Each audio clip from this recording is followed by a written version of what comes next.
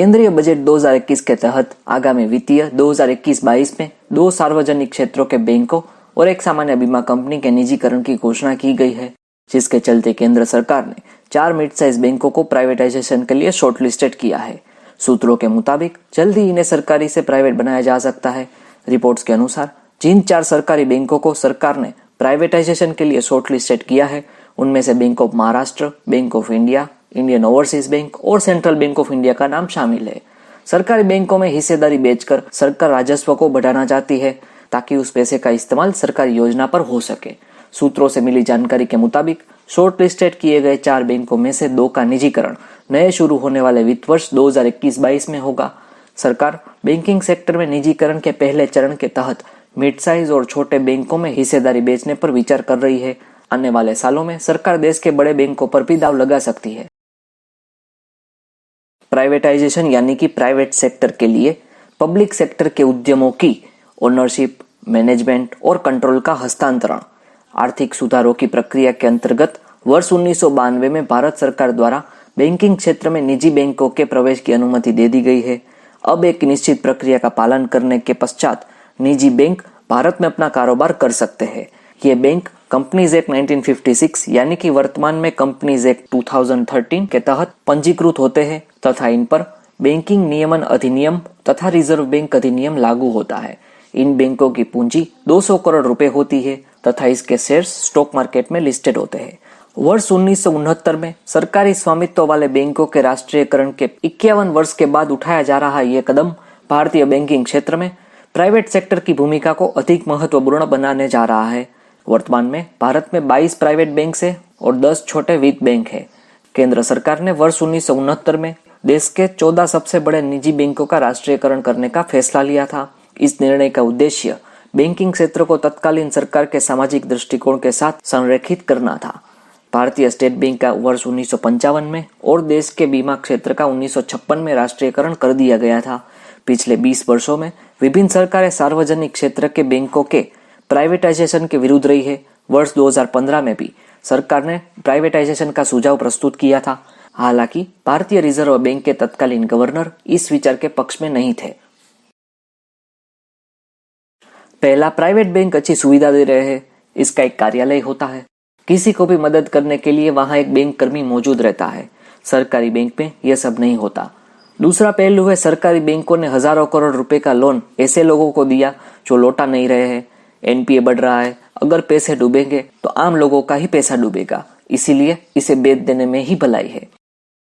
तीसरा पहलू यह है कि केंद्र सरकार को पैसे की जरूरत है, इसलिए बैंकिंग सेक्टर के शेयर्स बेचकर सरकार पैसा लाए और उसे लोगों पर खर्च करे। पिछले साल रिजर्व बैंक ऑफ इंडिया के पूर्व गवर्नर और अर्थशास्त्री रघुराम राजन और डिप्टी गवर्नर विरल आचार्य ने एक संयुक्त पत्र में भारतीय बैंकिंग तंत्र को मजबूत बनाने का सुझाव दिया था। उन्होंने कहा था कि कुछ संकटग्रस्त सरकारी बैंकों का निजीकरण बेहद जरूरी है ताकि बेड लोन का बोझ घटाया जा सके। उन्होंने कहा कि सबसे पहले पब्लिक सेक्टर के बैंकों में हिस्सेदारी संरचना को बदलना चाहिए। सरकार जिन बैंकों में पूंजी डालने से बचना चाहती है, उनका प्राइवेटाइजेशन कर अपनी हिस्सेदारी 50% से कम लेकर आए। इससे बैंकों के कामकाज की प्रक्रिया में बदलाव आएगा, क्योंकि बेड लोन की ज्यादातर समस्या सरकारी बैंक में ही होती है। यहाँ फंसे कर्ज की वसूली भी मुश्किल रहती है। प्राइवेटाइजेशन पर आगे बढ़ने से सरकार को हिस्सेदारी बेचकर नई पूंजी भी मिल सकती है। बैंकों के प्राइवेटाइजेशन से ग्राहकों को घबराने की जरूरत नहीं है, क्योंकि जिन बैंकों का प्राइवेटाइजेशन होने जा रहा है उनके खाताधारकों को कोई नुकसान नहीं होगा। ग्राहकों को पहले की तरह ही बैंकिंग सेवाएं मिलती रहेगी। जिन 4 बैंकों का प्राइवेटाइजेशन होने जा रहा है उसमें करीबन 2,22,000 कर्मचारी काम कर रहे हैं। सूत्रों का कहना है कि बैंक ऑफ महाराष्ट्र में कम कर्मचारी होने के चलते उनका प्राइवेटाइजेशन आसान रह सकता है। बैंक अपनी कैपिटल स्वयं जुटाएंगे, जिससे सरकार पर वित्तीय दबाव में भी कमी आएगी, अनुशासन में वृद्धि होगी तथा ग्राहकों को समुचित सुविधाएं प्राप्त हो सकेगी। बैंकों में कंपटीशन बढ़ेगी तथा ग्राहक सेवा के स्तर में भी वृद्धि होगी। कर्मचारियों में लालफिताशाही कम होगी।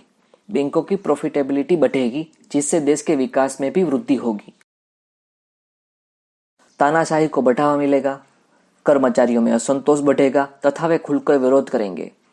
सरकार के सामाजिक उद्देश्यों की पूर्ति नहीं हो सकेगी। बैंक केवल कुछ घरानों तक सीमित होकर रह जाएंगे। आम जनता को बेहतर सुविधाएं प्राप्त नहीं हो सकेगी। इसी साल प्राइवेट बैंक यस बैंक डूब गया। बचाने के लिए कौन आया? सरकारी बैंक SBI। सरकारी बैंक ने ही उस बैंक को दोबारा खड़ा करने के लिए यह कदम उठाया। सरकारी बैंक है इसलिए यह संभव हो पाया और लोगों के पैसे सुरक्षित रखे जा सके। अगर सरकारी बैंक नहीं होते तब लाखों लोगों के पैसे डूब जाते। आज भी सरकारी इंश्योरेंस कंपनी LIC ही यस बैंक के शेयर खरीदकर उसे बचाने का काम कर रही है। क्या प्राइवेट बैंक में घोटाले नहीं होते? क्या आप ICICI बैंक के चंदा कोचर को भूल गए? उन्होंने कैसे अपने पति के लिए बैंक के पैसों का इस्तेमाल किया, फिर उन्हें वो पद छोड़ना पड़ा। पिछले दिनों मीडिया में खबर आई थी कि HDFC बैंक में भी वाहन लोन में गड़बड़ी हुई है। इसे लेकर बैंक आंतरिक जांच कर रही है। इन तथ्यों से क्या साबित होता है? बैंक का प्राइवेटाइजेशन किया जाना भले ही सरकार, नौकरी पेशा लोगों और कॉरपोरेट घराने के लिए फायदेमंद हो, पर आम लोग, छोटे कारोबारियों, किसानों के लिए यह बहुत बड़ा सदमा होगा। वह बैंकिंग सेक्टर से बाहर हो सकते हैं और एक बार फिर से उनका महाजनी प्रथा की चपेट में आ जाने का खतरा बढ़ जाएगा, क्योंकि प्राइवेट बैंक का सिर्फ एक ही मकसद होता है, वह यह कि पैसा वही लगाओ जहां से मुनाफा कमाया जा सके। दोस्तों, ऐसे ही रोचक खबरें पाने के लिए हमारे चैनल को सब्सक्राइब कीजिए और इस वीडियो को लाइक और शेयर अवश्य कीजिए।